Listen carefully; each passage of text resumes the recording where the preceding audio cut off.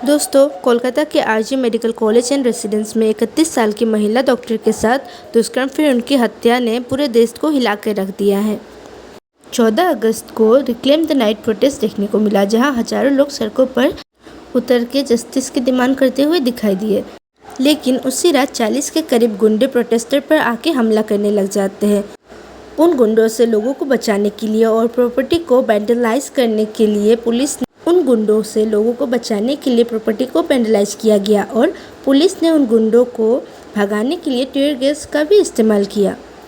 सवाल ये उठता है कि कौन थे वो गुंडे? क्या इसमें कोई पॉलिटिकल पार्टी शामिल है या फिर हॉस्पिटल के कुछ बड़े लोग इसमें मिले हुए हैं? वेस्ट बंगाल की सीएम ममता बनर्जी पर ब्लेम डाला जा रहा है उनकी रिपीटेड लॉ और ऑर्डर के फेलियर के चलते। इसमें सबसे बड़ा सवाल ये उठ रहा है कि आखिर हमारे देश की औरतें सुरक्षित क्यों नहीं हैं। इसी बीच एक उत्तराखंड से भी न्यूज़ आती है कि एक नर्स अपने ड्यूटी के बाद अपने घर लौट रही थी, तब उसके साथ कुछ लोगों ने दुष्कर्म किया, फिर उसकी हत्या कर दी। कुछ नीच मानसिकता वाले लोग औरतों के कपड़ों पर उंगली उठाते हैं, पर इस केस में तो दोनों औरतें पूरे कपड़े में थी। अब समाज क्या बोलना चाहेगी? औरतों के खिलाफ होने वाले ऐसे क्राइम्स को हमें ख़त्म करना ही होगा। मैं ये नहीं कह रही हूँ कि हर मर्द एक जैसे होते हैं, पर कुछ ऐसे मर्द होते हैं जो अपने हवस के लिए किसी का भी ज़िंदगी बर्बाद कर सकते हैं। ऐसे ही मर्दों की लिस्ट हम निर्भया केस में भी देख चुके हैं। ऐसे घिनौने क्राइम को ख़त्म करने के लिए हमें इन 3 चीज़ों पे एक्शन लेना सीखना होगा। पहला, सोशल मीडिया पे जब लड़कियों के खिलाफ वीडियो दिखाई जाती है, उन्हें ऑब्जेक्टिफाई किया जाता है, माँ बहन की गाली को नॉर्मलाइज किया जाता है, कबीर सिंह और एनिमल्स जैसे मूवी बनाए जाते हैं, यही सारी चीज़ें हैं जो लोगों के दिमाग को प्रोवोक करती है और उनके माइंडसेट में ये बताती है कि ये सब नॉर्मल है। आजकल की फिल्में लोगों के दिमाग पे बहुत अहमियत रखती है। आजकल के जनरेशन्स भी फिल्म देखते हैं, तो उन पर असर क्या पड़ता है फिल्मों पर निर्भर करता है। दूसरा, विक्टिम ब्लेमिंग। हर चीज़ में औरतों को ही जिम्मेदार ठहराया जाता है और कहा जाता है कि जो भी क्राइम उनके साथ हुआ वो उनकी वजह से हुआ। कई लोग तो विक्टिम को ये भी बोलते हैं कि तुम्हारी छोटी ड्रेस पहनने की वजह से या तुम्हारे बाहर जाने की वजह से तुम्हारे साथ ये घटना घटी।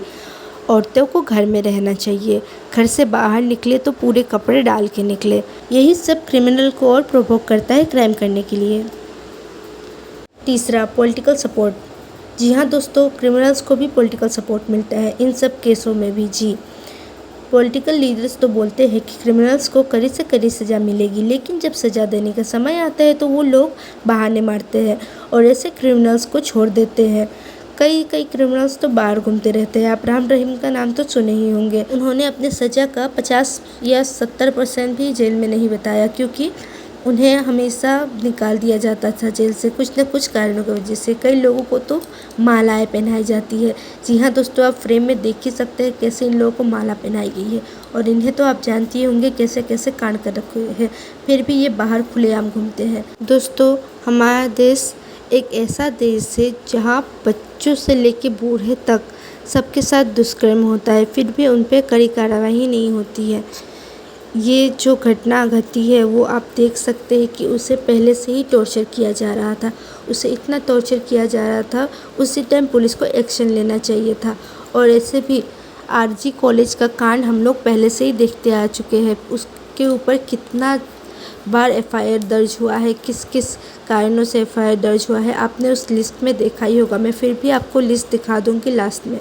जी हाँ दोस्तों, 2001 से लेके आज तक उस पर केस होते जा रहा है, लेकिन कोई कार्रवाई नहीं हो रहा है। दोस्तों, हमें पता है ये केस भी बाकी केस के जैसा हो जाएगा। कुछ दिन लोग इसे याद रखेंगे, फिर दूसरे केस के जैसे भूल जाएंगे, पर हमें ऐसा नहीं करना है। आज हमें ये शपथ लेना ही होगा कि इस देश में और ऐसे दुष्कर्म नहीं होंगे। लड़कियों को बचाना है। दोस्तों, ये मैं बोलना नहीं चाहूँगी, आप खुद देख लीजिए। वीडियो देखने के लिए धन्यवाद।